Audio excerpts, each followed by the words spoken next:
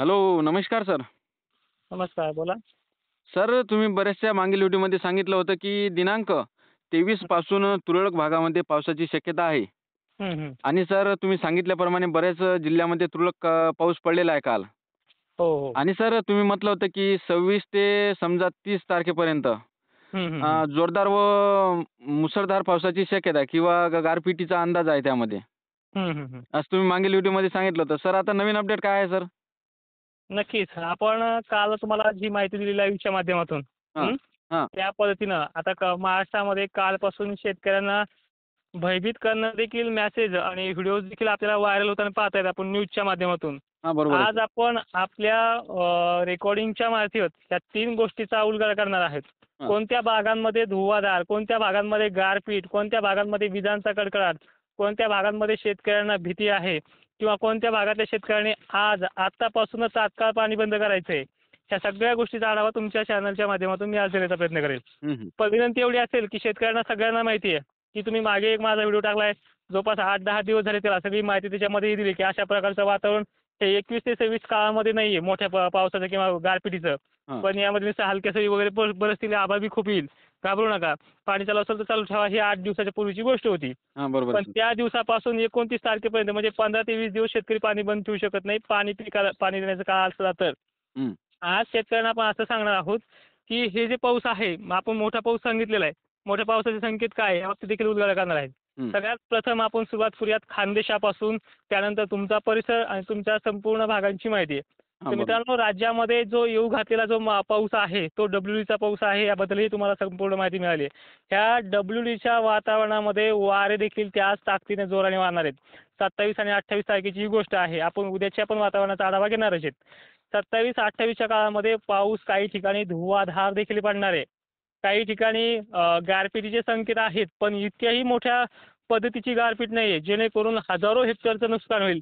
हे असे अपवाद अकोला, बुलढाणा, धुळे, नंदुरबारच्या काही बहुतांश भागांमध्ये घडतील. त्यामुळे दक्षिण महाराष्ट्राने याला घाबरून जायचं काम नाही. मराठवाड्यात सुद्धा एवढी मोठी घाबरगुंडी उडून घ्यायचं काही काम नाहीये. याच्यामध्ये पुन्हा एक महत्त्वाची अपडेट अशी आहे, हा पाऊस बऱ्याच पिकांना जीवदान देणारा देखील आहे. नुकसान करणारा तर आहेच, पण कोरडवाहू शेतकऱ्यांना याच्यामधून फायदा देखील होणार आहे. ते जिल्हे आहेत बुलढाणा जिल्हा, अकोला, अमरावती, नागपूर जिल्हा आहे. वाशिम जिल्हा सुद्धा याच्यामध्ये येतोय. जालन्याचा सुद्धा बहुतांश परिसर या पावसाच्या रडावरती असल्यामुळे बऱ्याच ठिकाणी पेनवणी पाऊस देखील पडू शकतो. 27ची संध्याकाळ आणि 28ची सकाळ किंवा संध्याकाळ हे तिन्ही प्रहरी हा पाऊस असणार आहे. याच्यामध्ये जे वातावरण बनणार आहे याच्यामध्ये जवळपास 70, 60, 70% कॅपॅसिटी आहे. 35% भागांना हा पडणारही नाहीये. पण 60 ते 65% भागांमध्ये बऱ्याच ठिकाणी याच्यामध्ये ठाकरेसर पाऊस पेंडवणी होऊ शकतो. हां, हां, तर एखाद 2 ठिकाणी चांदणभरी पाऊस होण्याचे चान्सेस आहेत. हां. हं. आणि काही शेतकऱ्यांचे प्रश्न असतील कमेंटमध्ये ते देखील तुम्ही विचारू शकता. कारण की शेतकऱ्यांच्या प्रश्नावरती आपण जास्त प्रमाणात फोकस करतो. आणि सर तुम्ही बऱ्याचशा मागील व्हिडिओमध्ये सांगितलं होतं, की WD सक्रिय होणार आणि त्याचा पाऊस महाराष्ट्रामध्ये पडणार. समजा तर हे वातावरण WDचंच आहे का सर? नक्कीच. हे WDचं वातावरण आहे मित्रांनो. WD म्हणजेच पश्चिमी चक्रात पश्चिमेकडनं येणाऱ्या अरबी समुद्राच्या बाष्प आणि WDच्या वातावरण म्हणजे वेस्ट डिस्टर्बन्स जे असतो म्हणजे थंडीचं जे बाष्प तयार होतात, जे हिमालय मार्गे उत्तरेकडनं महाराष्ट्रामध्ये MP प्रवेश करणार आहे. हं. सगळ्यात मोठा खतरनाक धोका जे आहे मित्रांनो तो MP आहे. MP म्हणजे मध्य प्रदेश. मध्य प्रदेशमध्ये हा पाऊस अतिवृष्टी म्हणा, गेल्या वर्षी सारखी कंडिशन याच्यामध्ये MP घडणार आहे. महाराष्ट्रामध्ये सुद्धा बऱ्याच भागांमध्ये गेल्या वर्षी सारखी कंडिशन घडणार आहे. पण हे सर्व दूर नाहीये. गेल्या वर्षीच्या तुलनेमध्ये गेल्या वर्षी 90% होतं. त्यावर्षी ते 65% आहे. म्हणायला गेलं तर तितकी ताकदीचं वातावरण आहे. पण घाबरण्यासारखी एवढी मोठी कंडिशन नाहीये. आता हां, हां. गारपिटीबद्दल आपण सखोल जर बोललो तर गारपीट किरकोळ या भागांमध्ये होत असते. का? कारण की हे WD आहे. हिमनगाचं जे बाष्प बनलेलं असतं त्याच्यामध्ये बर्फाचे सूक्ष्म कण बनायला सोपं जातंय. यामध्ये गरमीची लेव्हल असो किंवा नसो असे प्रकार देखील याच्यामध्ये घडत असतात. त्यामुळे गारपीटचा इशारा आहे. पण आता आपण शेत काय झाकून ठेवू शकत नाही याच्यामध्ये. हं. हं. आणि ज्या वर्षी शेतकऱ्यांनी आपण पाहिलं, ज्या वर्षी कांदा उत्पादक असेल, ज्या वर्षी चांगलं पीक आलं असेल, त्यावर्षी अशी घटना देखील घडत असतात. ह्युमिडिटीची लेव्हल वाढणं, समुद्रामध्ये लो प्रेशर, हाय प्रेशर बनणं, असे सगळे प्रकार याच्यामध्ये घडू शकतात. आणि सरळ-सरळ थोडक्यात सांगायचं म्हटलं, तर विदर्भामध्ये, मराठवाड्यामध्ये आणि पूर्व विदर्भामध्ये याचा जोर जो आहे, तो मध्य महाराष्ट्र आणि विदर्भ आणि खानदेशामध्ये अति तीव्र प्रमाणामध्ये आहे. हां. आणि दक्षिण महाराष्ट्र, पश्चिम महाराष्ट्राचा जो काही नाशिक पुणे परिसर आहे इथे मध्यम स्वरूपाचा पाऊस होणार आहे. लातूर, सोलापूर, धाराशिव, बार्शी जो परिसर असेल, बीड वगैरे भाग इथेही मध्यम स्वरूपाचा पाऊस होईल. पण इथे काही ठिकाणी ढगांची रेलचेल थोडी मोठी आहे. त्यामुळे या भागामध्ये पावसाचं प्रमाण काही ठिकाणी जास्तही राहील. पण सर्वाधिक जास्त पाऊस असणारा जो जिल्हे आहे त्याची नावं मी आता सुरुवातीपासून घेत आलोय.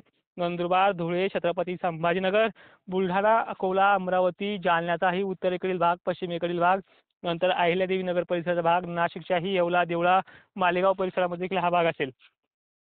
आणि सर थंडीची तीव्रता कशी राहणार समजा? गुड क्वेश्चन आहे तुमचा. तुमच्या मागच्याही व्हिडिओमध्ये याचे आपण पूर्णपणे उत्तर दिलेलं आहे.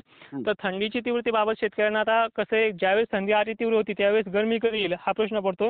हां. कारण की कुठलंही वातावरण शेतकऱ्यांना सहन होत नाहीये. कारण की पिकच तशा पद्धतीचे आताचे नाजूक आहेत. आता मेन म्हणजे थंडीची जी लाट आहे, थंडीची जी तीव्रता आहे हे वातावरण गेल्याच्या नंतर ताबडतोब वाढेल. पण त्याला कसं निसर्ग आहे. 1-2 दिवस उशिरा लागेल. त्यामुळे मी 2 जानेवारी ही मागच्या व्हिडिओमध्ये डिक्लेअर केली आणि ह्या व्हिडिओमध्ये सुद्धा ह्या रेकॉर्डिंगमध्ये सुद्धा 30 तारीख डिक्लेअर करतोय. की ज्यावेळेस 27-28चं जे अवकाळी यायला लागलंय, हे अवकाळी गेल्याच्या नंतरच 48 तासामध्ये वातावरण हे नॉर्मल व्हायला लागेल. 30 तारखेला वातावरण हे नॉर्मल होईल. 31 तारखेला पुन्हा आणखीन कमी होऊन जाईल. 1 तारखेला वातावरण हे क्लिअर व्हायला सुरुवात होईल. त्या दिवशी थंडीची चाहूल लागेल. पण 2 जानेवारी यासाठी देतोय की 2 जानेवारीला हे वातावरण थंडीचं उत्तर महाराष्ट्रात लवकर स्टार्ट होईल. पश्चिम महाराष्ट्रातही लवकर स्टार्ट होईल. गरज पडल्यास दक्षिण महाराष्ट्रालाही त्याच रात्री स्टार्ट होईल. पण 2 आणि 3 तारखेच्या जानेवारीच्या दरम्यान 2025 मध्ये हे वातावरण पूर्वपदावर येईल. मागच्या थंडीसारखीच काही अंशी कमी अधिक प्रमाणात, पण थंडी तशाच पद्धतीने येणार आहे. वातावरणाचा भाग त्या दिवशीपासून तो मोकळा होणार आहे. हां, हां. आणि सर काही शेतकरी मित्रांच्या कमेंट आहे, तर मी तुम्हाला थोडक्यात ते कमेंट विचारणार आहे. नक्कीच चालेल. तर सर 4 घंट्यापूर्वीची एक गजानन चिकटे सरांची कमेंट आली होती. त्यांनी म्हटलं की बुलढाणा जिल्ह्यात पाऊस कसा राहणार सर? बुलढाणा जिल्ह्यामध्ये काही भागांमध्ये बुलढाण्याच्या जसं की चिखली, खामगाव परिसर असेल, देऊळगावच्या परिसर असेल ते मध्यम ते जोरदार असणार आहे. हं. संबंध तालुक्यामध्ये भाग बदलत हा पाऊस असेल. थोडा जोर जो आहे तो बुलढाण्याचा लगतचा परिसर, बुलढाण्याच्या खालचा पूर्वेकडील भाग, दक्षिणेकडील भाग आणि MP बाउंड्री लगतच्या भागांना थोडा जास्त कमी होऊ शकतो. 1-2 ठिकाणी मुसळधार सरी देखील कोसळू शकतात याच्यामध्ये. आणि सर दुसरी कमेंट आहे, मानवत तालुक्यात आहे का पाऊस?